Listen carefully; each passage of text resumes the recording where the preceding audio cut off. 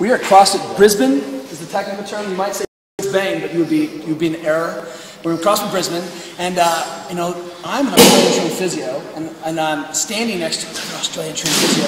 And one of the things we want to talk about today, this is Kylie Patterson, who is a physio, but also has a postgraduate degree in pelvic floor physiotherapy. Is that what you described? And what we were talking about, one of the breaks was, you know, we see a lot of women, and a lot of men too, men with back pain, dysfunctional pelvic floor, a lot of women who've had babies, who've had some abdominal surgeries, and you ladies can relate to this. Sometimes we see a little bit of pee come out during the double unders, right? Which is a classic sign if you've got some pelvic floor dysfunction. So I wanted to talk about that for a second. Now look, when we traditionally talking about you know, stability, what we're really looking at is a column with a diaphragm at the top and a diaphragm at the bottom.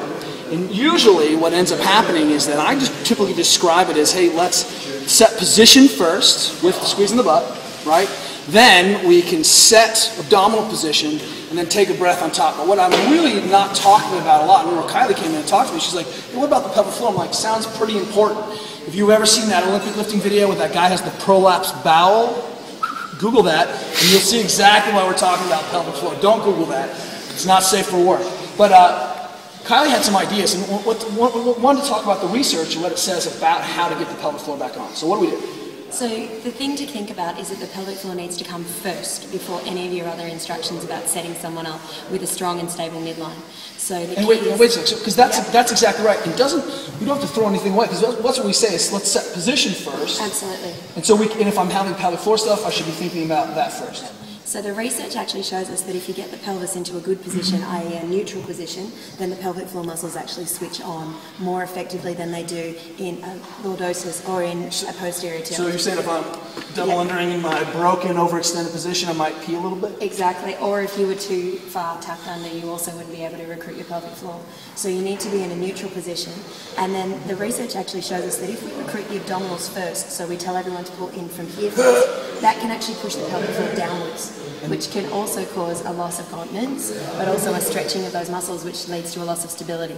So the key thing is to draw the pelvic floor up first, then squeeze the butt, then brace the abs. So there needs to be a sequence around the instructions that we're giving people when we set them up. Now in yoga, they seem to talk a lot about the pelvic floor. What's that called? Moribunda. Moribunda. Pull up on your bunda. That's what I think about that, right? Exactly. And you can see that, you know, a lot of these old traditions talk about how are we going to create higher stabilities and higher pressures. Yep. And whether you're not, and I consciously decided to leave this out and got called on the carpet by a friend saying, hey, what about this? And what we've always known is that set position first. Yes. And I like the idea of drawing up. And if you squeeze your butt and pull up on the pelvic floor, you're going to be stiff, right? And you can try that at home. Go ahead and Kegel before you deadlift. Is that a way to work on it? That's one way of doing it, yeah.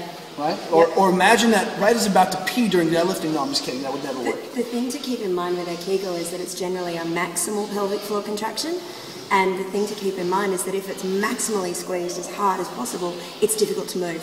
It's difficult to then unlock the hips and be able to move. Whoa, that's weird. So, we talk about like the cobra being stiff. Yep. So it's got to be stiff enough. As much as necessary and as little as possible. That's one way of thinking about it. It just blew my mind up. So here's the question. Tell me, so let's say I just had a baby. Yep. Sometimes I look like I just had a baby, right? I had abdominal surgery. So the best way to continue to train my pelvic floor is to do what? There are two things that the pelvic floor needs to do. One is endurance for spinal segmental stability, and the second one is for continence.